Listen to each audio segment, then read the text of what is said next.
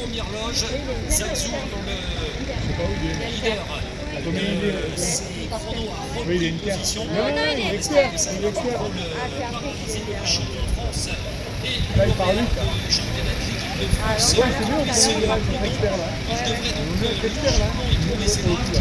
Cette petite faute évidemment ne traduit pas parce qu'à l'extérieur, un manque d'adresse. Petite faute pour l'instant tout est rentré dans l'ordre. Mais est-ce que les feux vont s'éteindre?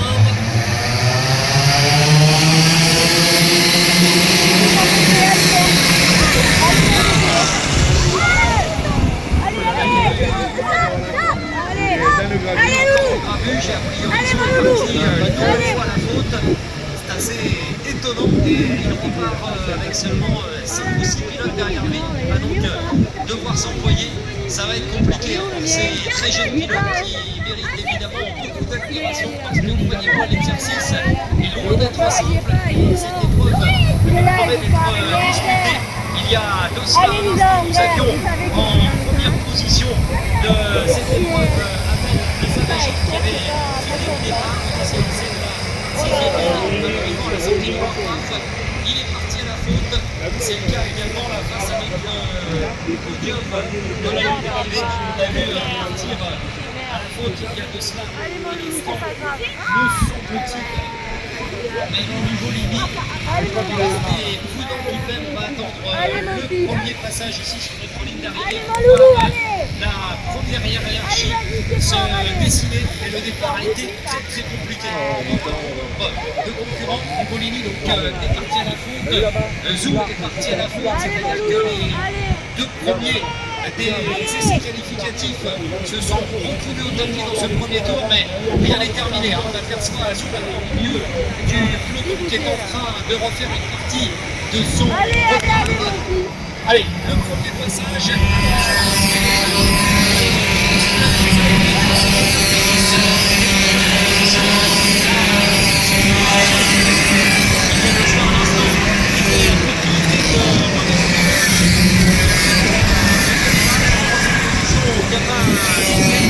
Bernard était en 4e position, c'est l'un des rares pilotes à avoir conservé son rang. Azanagi qui a remonté 6 places, il est 5e, et Auguste Foulon 9 places de reprise. Foulon qui occupe une position parmi les 10 premiers. Allez, pas de chance de la course, c'est plutôt les 2 courses de la région Provence-Alpes-Côte d'Azur qui est en première position, évidemment le côté de l'équipe Quartier Pro, mais satisfait de ce premier tour. Le Comis qui était tout à l'heure sur la ligne de départ en 6e position.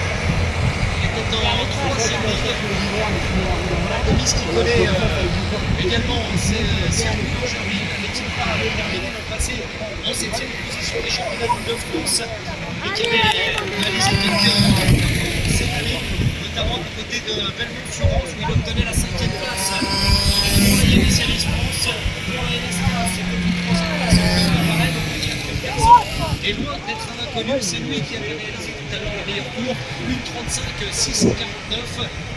Et derrière lui, eh bien, ça va pousser tout de même, puisque tout à l'heure nous avions lancé à sa poursuite Loris Perron-Mousset.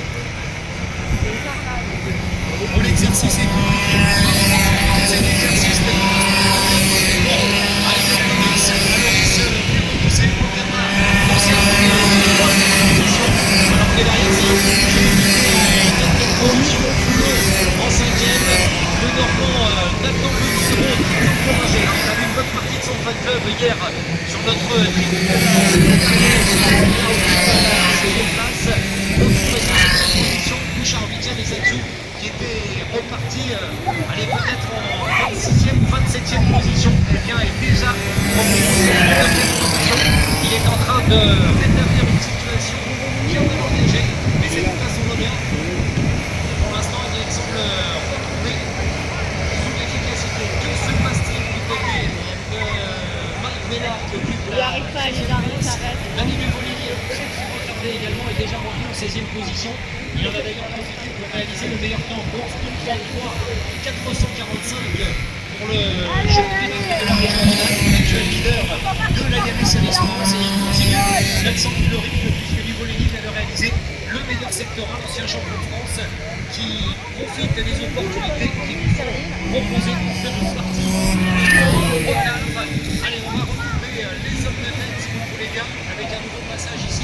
y avait 7 tours à couvrir, déjà 3 tours accomplis. Et Elliot Gomis qui conduit toujours ce peloton des 60 mini. Allez, Gomis en première position.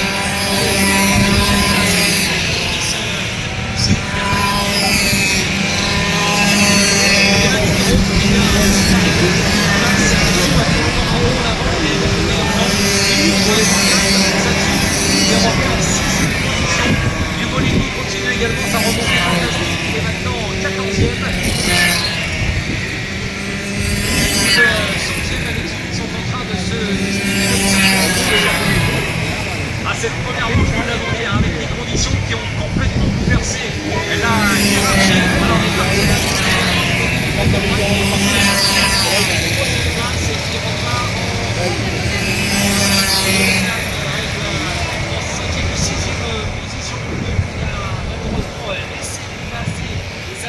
ça va faire les affaires de Zagzou qui a été le voilà revenu en 5e position. Nous le disions, il va falloir profiter de toutes les opportunités qui sont proposées à ces pilotes pour retrouver une position en première manche. Zagzou qui continue de réaliser de bonnes performances sur secteur 1 et réalise le meilleur secteur 2. Et évidemment le couteau entre les dents, le champion de France et vice-champion de France a bien l'intention de rétablir la situation. Il y parvient parfaitement. C'est l'ambition également de...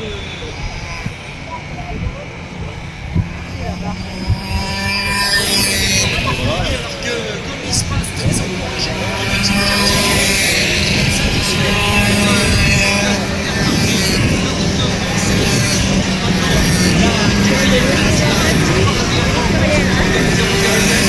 voilà, remontée également de Chardural et des Chidel qui occupe la 10e place. Il continue de grappiller tour à tour des positions. Allez, on regarde Gomis qui entame le 4e tour, c'est-à-dire qu'il va passer à 2 tours de l'arrivée sur notre ligne dans un instant. Les cours suivants, Loris Perron, c'est 2e position, et Zagzou solidement maintenant en 4e position. Au début de cette ligne droite, voilà, revenu en 3e position, eh bien, il pourra tout de même être satisfait de ce résultat, même s'il a dû ces 2 petites erreurs, celle du tour de chauffe, celle du premier tour, ça n'a pas été simple.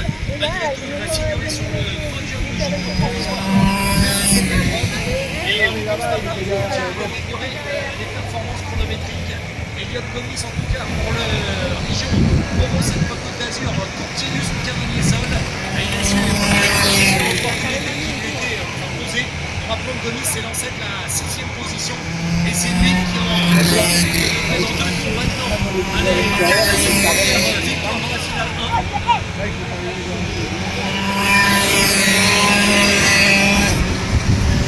Voilà, nous avons eu un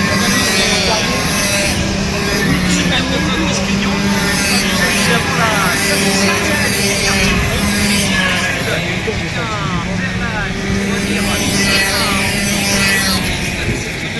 satisfaction. En tout cas, Gomis parfaitement, il est à la limite partout.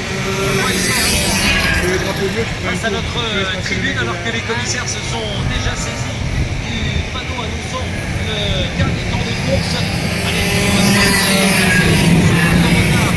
par rapport il y a maintenant le danger. C'est le meilleur secteur 1, autant dire que Bigorneau n'a pas l'intention de laisser le francilien le déborder. Mickey et Zouk qui devraient nous offrir une belle bagarre à distance de l'homme de tête, puisque nous rappelons que le pilote de la région PACA avait une confortable avance, quasiment 5 secondes d'avance lors du dernier passage. Cela devrait très largement suffire pour aller s'imposer. Zouk est passé cette fois-ci en 2e position, il a débordé Mickey qui avait pourtant fait un excellent premier secteur. Eh bien, ça n'a pas suffi pour résister aux assauts de Zagzou. Voilà Gomis qui va se présenter, on lui annonce les 1250 derniers mètres de cette épreuve. La 2e position, elle est pour celui qui aura réalisé le secteur dans cette première finale. Zagzou qui occupe maintenant la 2e place, il est en 3e position. Le Pierrot est revenu en 4e position.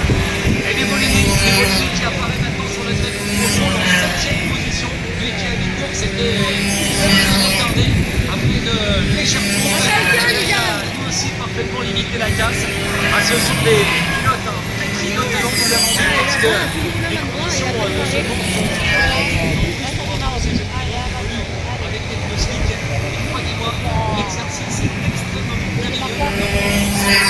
Évidemment, on va remarquer quelques erreurs, quelques fautes dans leur participation. Quelques-uns à avoir réalisé des exploits. On pense évidemment à Zazu, on pense à Nuvolini qui se sont sortis de situations compétentes. Et bien, ils ont su parfaitement s'en sortir, ce qui veut dire que ce sont déjà des pilotes au mental aguerri. Et dans un instant, nous allons Elliott Clovis qui va s'imposer sur le regard de l'ancien quadruple vainqueur du trophée Clovis à 60, Evan Gilbert et qui va dans un instant découvrir la silhouette d'Elliott Clovis qui va profiter de ces derniers instants où il a frôlé la catastrophe, mais il va s'imposer. Elle reçoit évidemment les encouragements, les félicitations du team karting pour la deuxième place. Qui était reparti encore en 6e position.